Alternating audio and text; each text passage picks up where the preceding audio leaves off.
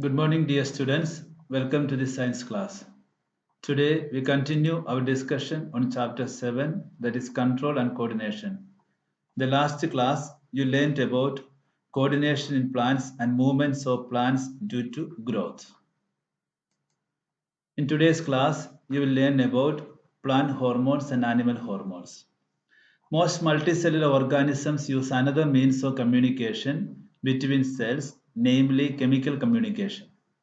If instead of generating an electrical impulse, stimulated cells release a chemical compound, this compound would diffuse all around the original cell. If other cells around have the means to detect this compound using special molecules on their surface, then they would be able to recognize information and even transmit it. This will be slower, of course, but it can potentially reach all cells of the body, regardless of nervous connections, and it can be done steadily and persistently. These compounds or hormones used by multicellular organisms for control and coordination show a great deal of diversity, as we would expect. Different plant hormones help to coordinate growth, development, and responses to the environment. They are synthesized at places away from where they act and simply diffuse to the area of action. When growing plant detects light, a hormone called auxin synthesized at the shoot tip helps the cell to grow longer. When the growing plants detect light, a hormone called auxin synthesized at the shoot tip helps the cell to grow longer. When light is coming from one side of the plant, auxin diffuses towards the shady side of the shoot. This concentration of auxin stimulates the cells to grow longer on the side of the shoot which is away from light. Thus, the plant appears to bend towards light.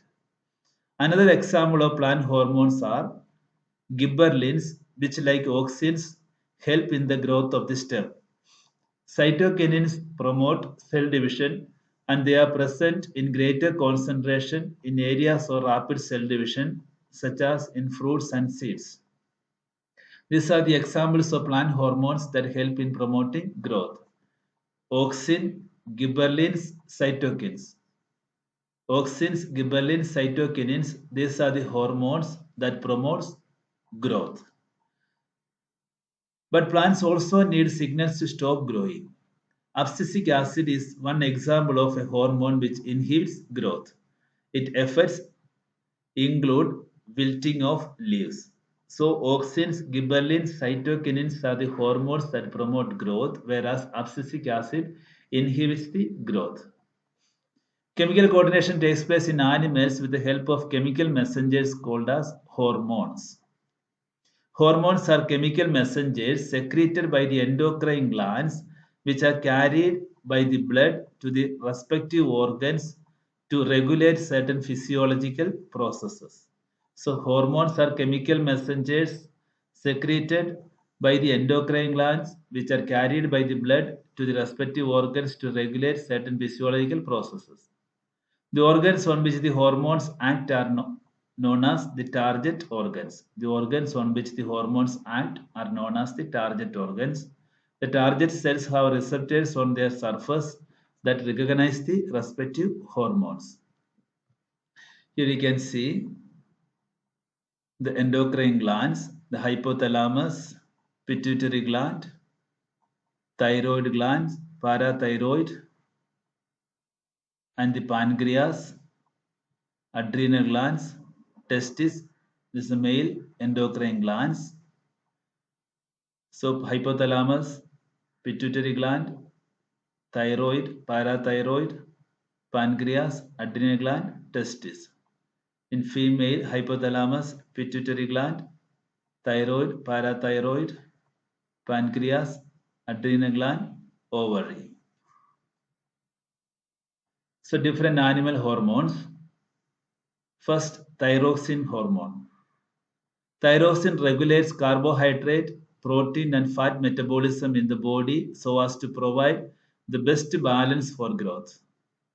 Iodine is essential for the synthesis of thyroxine. So, thyroid gland secretes thyroxine. In case iodine is deficient in our diet, there is a possibility that we might suffer from goiter. One of the symptoms in this disease is a swollen neck. Here you can see the normal neck and this enlarged goiter. So thyroxine hormone regulates carbohydrate, protein and fat metabolism in the body so as to provide the best balance for growth, and thyroxine is secreted by thyroid gland. Then growth hormone. Growth hormone is one of the hormones secreted by the pituitary gland. As its name indicates, growth hormone regulates the growth and development of the body. If there is a deficiency of this hormone in childhood, it leads to dwarfism. Growth hormone is secreted by pituitary. It regulates the growth and development of the body. If there is a deficiency of this hormone in childhood, leads to dwarfism. Then sex hormones. The various changes occurs in boys and girls associated with puberty are because of the secretions of testosterone in males and estrogen in females. The testosterone is a male sex hormone secreted by testes, and estrogen is a female sex hormone secreted by ovaries. Then insulin. Insulin is secreted by pancreas, and the insulin regulates blood sugar level. Deficiency of the insulin causes diabetes mellitus, increase in blood sugar level. Next one is adrenaline. Adrenaline is secreted by adrenal gland, which prepare the body for fight or flight situation. It is also known as emergency hormone. Adrenaline is secreted directly into the blood and carried to different parts of the body. The target organs or the specific tissues on which it acts include the heart. As a result, the heart beats faster, resulting in supply of more oxygen to our muscles. The blood to the digestive system and skin is reduced due to contraction of muscles around small arteries in these organs. This diverts the blood to our skeletal muscles. The breathing rate also increases because of the contractions of the diaphragm and the rib muscles. All these responses together enable the animal body to be ready to deal with the particular situation. So adrenaline is secreted from adrenal gland, which prepare the body for fight or flight situation. When adrenaline is secreted directly into the blood and carried to different parts of the body, so one of the target organ is heart.